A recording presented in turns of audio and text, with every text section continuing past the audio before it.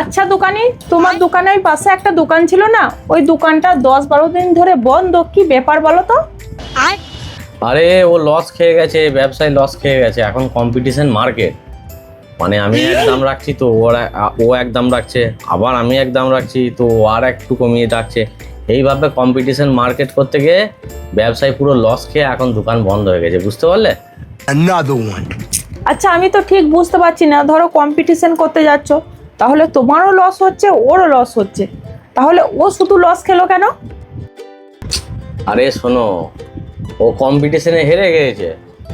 এখনকার দিনে ব্যবসা মানে হচ্ছে কম্পিটিশন, আর সবাই কম্পিটিশনে টিকে থাকতে পারে না। আমি কম্পিটিশনে টিকে গেছি, ও টিকতে পারে না, ও বেশি লস করে ফেলেছে, ওই জন্য ওর ব্যবসা বন্ধ হয়ে গেছে। ঠিক আছে, ওসব আমার জেনে লাভ নেই, কে লস খেলো কে লাভ হলো, বাদ দাও সব কথা, তুমি আমাকে 5 কেজি আলু দাও। হ্যাঁ সেটা তো বটেই। এই ছোটু, এক কাজ কর না, 5 কিলো আলু এনে দে। বলছি আলু নেই নাকি? আর কত করে আলু নিচ্ছ? আরে দাঁড়া না, দিচ্ছে ওই পাশের, ওইখানে আছে, এনে দিচ্ছে। আলু 20 টাকা করে নিচ্ছি। আচ্ছা বিষয়টা কিন্তু ছেড়ে দিলাম, কিন্তু তবুও না আমার মাথায় চক্কর কাটছে। ধরো তুমি 20 টাকা কেজি আলু নিচ্ছ, তাহলে ও কত করে নিচ্ছিল আলু?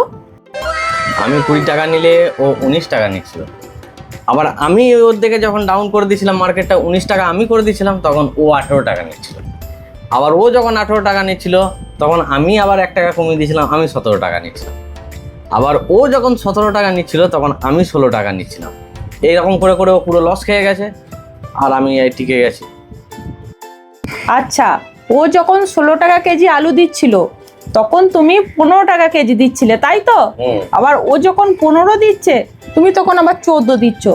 তাহলে লাভ লোকসান, ওরও লাভ হচ্ছে তোমারও লাভ হচ্ছে, আবার তোমারও লোকসান হচ্ছে ওরও লোকসান হচ্ছে, তাহলে ও কেন এত লোকসান খেলো?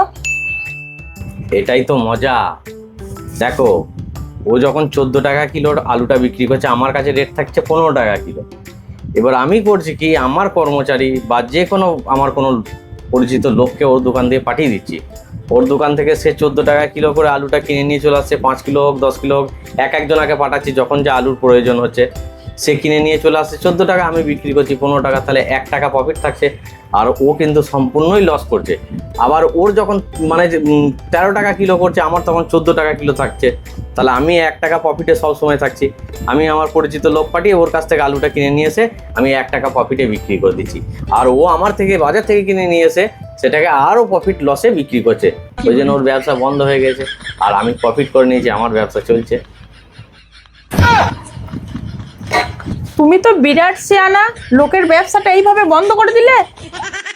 আরে এইটাই তো কম্পিটিশন মার্কেট, এইরকম ভাবে না চললে নিজের ব্যবসা যে বন্ধ হয়ে যাবে।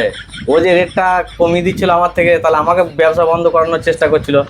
আমি বুদ্ধি খাটিয়ে ওর ব্যবসাটাই বন্ধ করে দিয়েছি। নাও, কে কত প্রফিট কামাবে কামাও। বেশ বেশ, এসব বাদ দাও, দিয়ে আমাকে আলুটা দিয়ে দাও তো। দাঁড়াও, এক্ষুনি পেয়ে যাবে। ওই যে তেমাথা মোড়ে বড় দোকানটা আছে, এখন ওর সঙ্গে আমার কম্পিটিশন চলছে, বুঝতে পারলে? ওর কাছ থেকেই পাঠিয়েছি আমার ছেলেটাকে আলু কিনতে। দাঁড়াও, এক্ষুনি চলে আসবে।